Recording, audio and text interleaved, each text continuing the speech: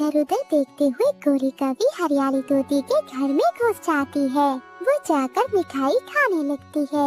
हरियाली तोती भी नदी से पानी पीकर आ जाती है।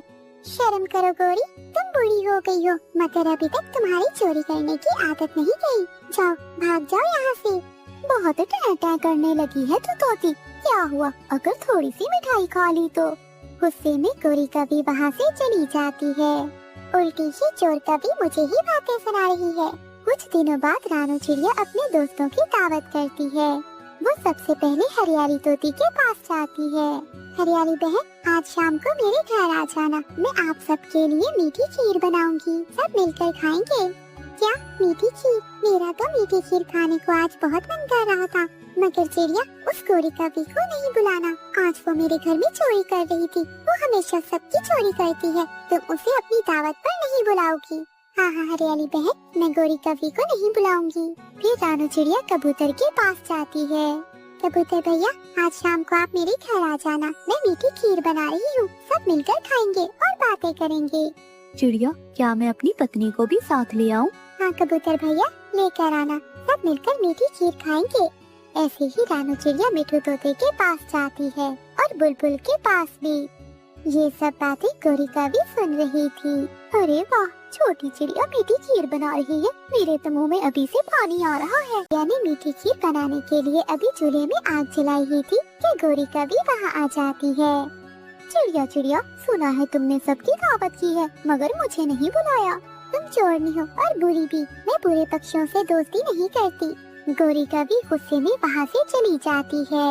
मैं भी देखती हूँ कि चिड़िया कैसे उन पक्षियों की दावत करती है। गोरी कवि छुपकर वहीं बैठ जाती है। मैं खीर में मीठे फूलों का रस डाल देती हूँ, जिससे मेरी खीर का स्वाद बढ़ जाएगा और सबको बहुत मजे की लगेगी। ऐसा सोचते हुए रानू चिड़िया बुलबुल के पास जाती है। बुलबुल बहन, क्या आपके पास मीठे फूलों का रस है? हाँ चिड़िया बहन, आज ही मैंने ताज़ा फूलों का रस निकाला है। ऐसे ही बातों बातों में बुलबुल जहरीले फूलों का रस रानू चिड़िया को दे देती है। रानू चिड़िया जहरीले फूलों का रस ले जाती है और खीर में मिला देती है। इसी तरह रात हो जाती है। मिठू तोता कबूतर के पास जाता है। कबूतर चलो, रानू चिड़िया की खीर बन गई होगी। हाँ हाँ मिठू, तुम जाओ, तुम बुलबुल को साथ ले जाओ, मैं तब तक अपनी पत्नी के साथ आता हूँ। ठीक है, जल्दी आना, मुझे बहुत जोरों की भूख लगी हुई है। फिर मिठू तोता बुलबुल की तरफ जाता है। रानू चिड़िया भी हलवा बनाकर नदी पर चली जाती है। गोरी कवि चुपके से आती है और रानू चिड़िया की हंडिया उठाकर ले जाती है। तोते तोते, तुम जल्दी जाओ, तुम तेज उड़ सकते हो। चिड़ियों से कहो कि कोई भी वो खीर ना खाए। हुआ क्या है बुलबुल, कुछ तो बताओ। मैंने चिड़िया को खीर में मिलाने के लिए मीठे फूलों की रस की बजाय जहरीले फूलों का रस दे दिया है। मिठू तोता ये सुनते ही तेजी से भागता है। खीर, मेरी खीर कहाँ गई? अब सबके सामने मेरी बहुत बेइज्जती होगी। मिठू तोता वहाँ आता है। चिड़िया चिड़िया, वो खीर मत खाना, बुलबुल ने गलती से जहरीले फूलों का रस दे दिया था तुम्हें। फिर रानू चिड़िया उस बोतल को देखती है। मिठू, वो खीर तो कोई चुरा कर ले गया है। इतने में बाकी पक्षी भी आ जाते हैं। चिड़िया, वो हलवा कहाँ है? मुझसे बहुत बड़ी गलती हो गई, उसे मत खाना। मेरी वजह से आज तुम सबकी दावत खराब हो गई। मगर वो खीर कौन चुरा कर ले गया है, हमें देखना होगा। हाँ, मेरी खीर, मेरी मीठी मीठी खीर। ऐसे ऐसे रो रही होगी वो छोटी चिड़िया। गोरी कवि मजे मजे से वो खीर खा जाती है और खाते ही मर जाती है। जब बाकी पक्षी वहाँ पहुँचते हैं तो गोरी कवि मरी हुई थी। ये होती है चोरी की सजा। गोरी कवि ने लालच की और अपने अंजाम को पहुँच गई। प्यारे दोस्तों, इस कहानी को लाइक, चैनल को सब्सक्राइब और अपने दोस्तों के साथ शेयर करना मत भूलिएगा। आपका धन्यवाद। गोरी कवि ने आज पहली बार अंडा दिया था। वो बहुत खुश थी। कालू कवि और गोरी कवि की वैसे तो हर समय लड़ाई ही रहती। आज उनके घोंसले में इतनी बड़ी एक खुशखबरी आई थी, इसीलिए वो दोनों आपस में प्यार से बात कर रहे थे। कालू जी, मैं चाहती हूँ मेरे अंडे से जो भी बच्चा निकले वो बहुत अच्छा बने।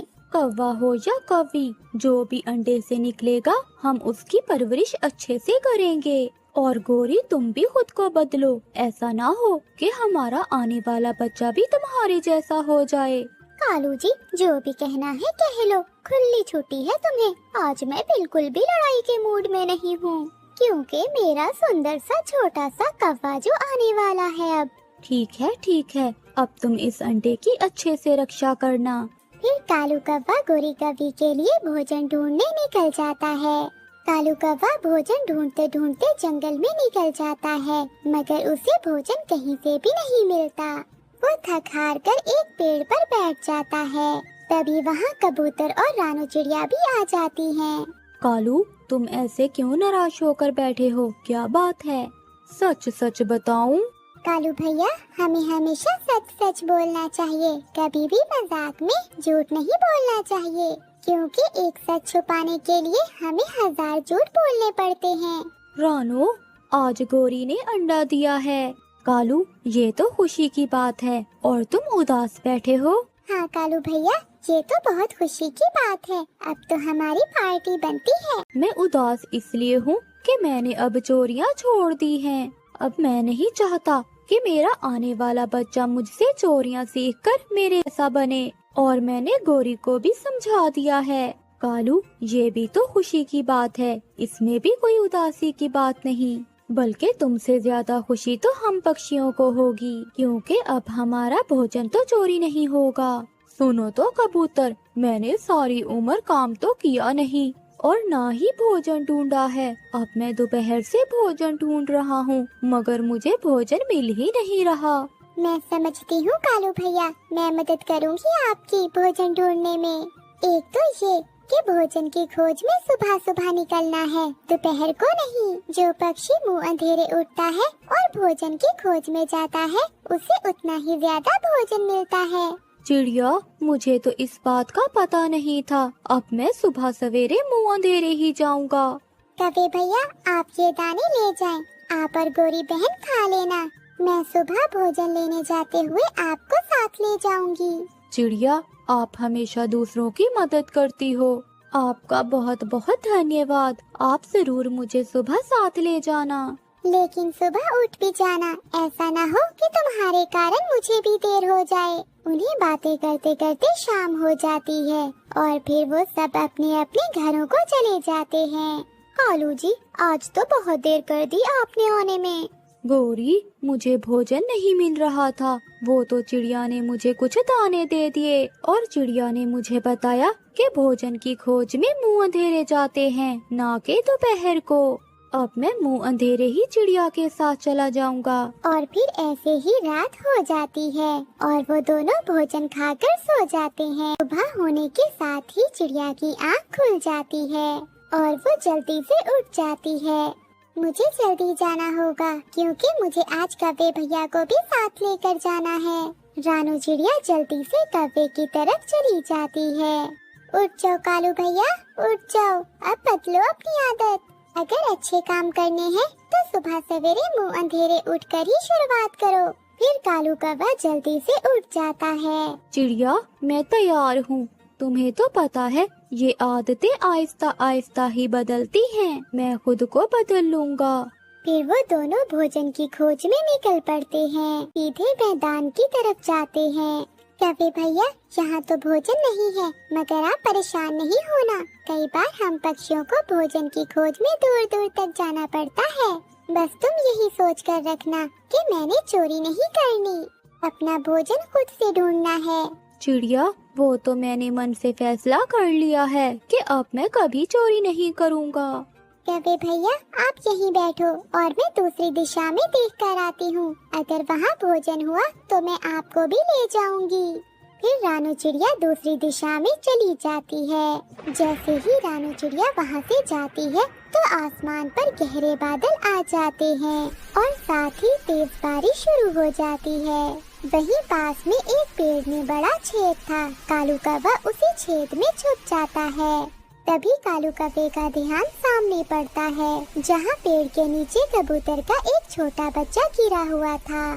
कालू कौवे ने तो नेक काम करना शुरू किए थे, इसीलिए कालू कौवा बहुत खुश होता है कि उसे कोई अच्छा काम करने को मिला। फिर कालू कौवा बारिश की परवाह किए बिना ही उस बच्चे को वहाँ से उठाता है और घोंसले में रख देता है। सच में अच्छे काम करके मन को कितनी शांति मिलती है। कालू कौवा जैसे ही वापस आता है तो हैरान रह जाता है। पास में ही पेड़ के पास चावलों का ढेर लगा हुआ था, जो पहले तो वहाँ ना था।